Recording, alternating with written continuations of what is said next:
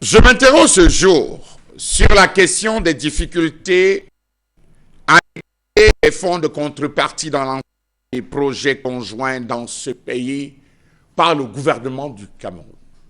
Il faut faire la différence entre l'État et le gouvernement. Dans le cadre du financement de certains projets, l'État du Cameroun fait recours constamment à des partenaires techniques et financiers, à savoir des institutions et des États. Les fonds de contrepartie, pour ceux qui ne le savent, sont alors entendus comme la quote-part que l'État du Cameroun doit faire à l'exécution d'un projet pour lequel il a sollicité des financements auprès des bailleurs internationaux et nationaux. Cette quote-part est souvent estimée de 5 à 20%. Dans le contexte du Cameroun, cette quote-part est versée difficilement, est versée à peine, provoquant parfois des arrêts, des travaux sur les chantiers. Toutefois, pour la réalisation des 10 projets, le Cameroun doit mobiliser une partie des ressources nécessaires. Celles-ci sont appelées fonds de contrepartie. Elles représentent la part dans le cadre de la mise en œuvre d'un financement conjoint en application d'une convention de prêt ou d'un don prévoyant explicitement cette prise en charge. Cette convention de prêt, qui généralement dans le contexte du Cameroun est autour du président de la République, qui habilite le ministre de l'administration territoriale, qui peut habiliter le ministre, qui peut habiliter choisi parfois par ses collaborateurs immédiats, des personnes qui peuvent aller parfois représenter le pays dans un certain contexte, dans certains projets précis. Dans le cas du Cameroun, il est très souvent arrivé que dans le cas d'un projet, le gouvernement ne parvienne pas à mobiliser les fonds de contrepartie nécessaires dans le cadre de celui-ci. Et pour cause, les projets ne sont pas généralement matures. Projet ou un ralentissement dans l'exécution de celui-ci. Les fonds de contrepartie en dépenses réelles sont des financements directs sur ressources propres de l'État destinés à l'acquisition au profit d'un projet à financement conjoint. Les fonds de contrepartie en impôts, droits et taxes de douane, ils sont prises en charge directement sur ressources propres de l'État, des impôts, droits et taxes de douane résultant de la mise en œuvre d'un projet à financement conjoint. En février 2023, la Banque africaine de développement procédait à la revue trimestrielle des agences d'exécution des projets qu'elle finance au Cameroun. Le principal objectif était d'évaluer l'état d'avancement de ces projets. Une dizaine de projets avaient alors été passés en revue. Le constat qui en ressortait était leur exécution. Dans cette situation difficile d'évaluer leur impact réel sur le terrain, parce qu'à chaque niveau, on était coincé par rapport au fonds de contrepartie que devait mettre à disposition le gouvernement camerounais.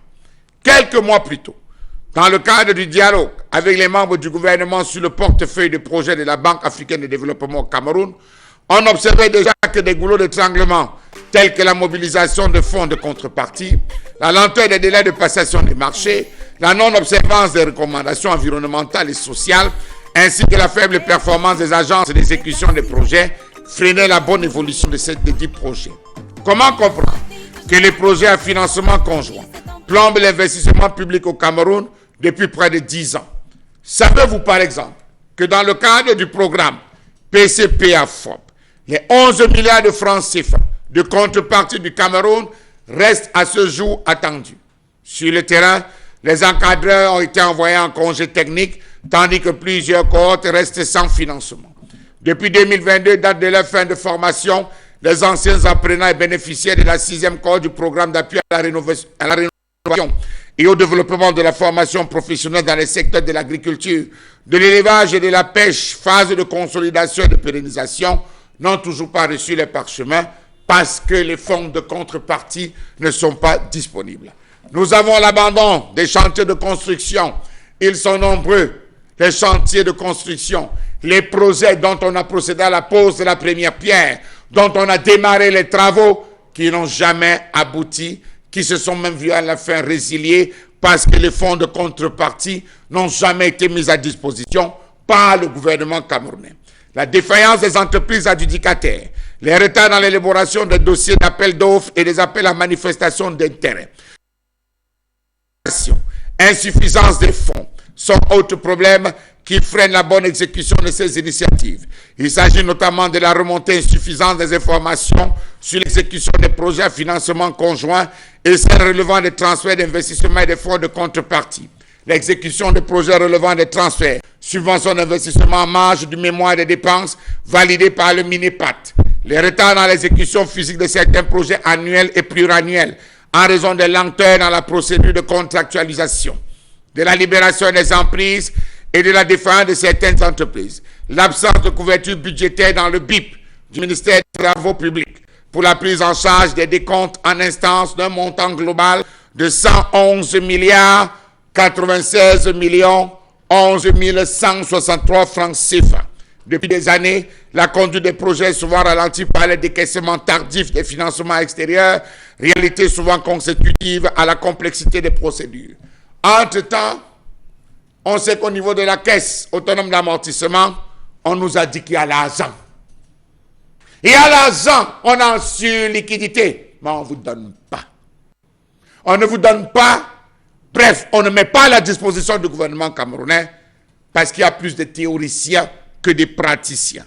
Conséquence, on est obligé d'appeler les médias pour décrier la question des tensions de trésorerie, j'y arrive, priorisation de certaines dépenses. Certains de ces projets ont aussi souvent souffert des problèmes de maturité. De nombreux projets, à ce jour, n'ont pas connu une évolution normale, sont en arrêt. D'autres ont littéralement été transformés en PPP.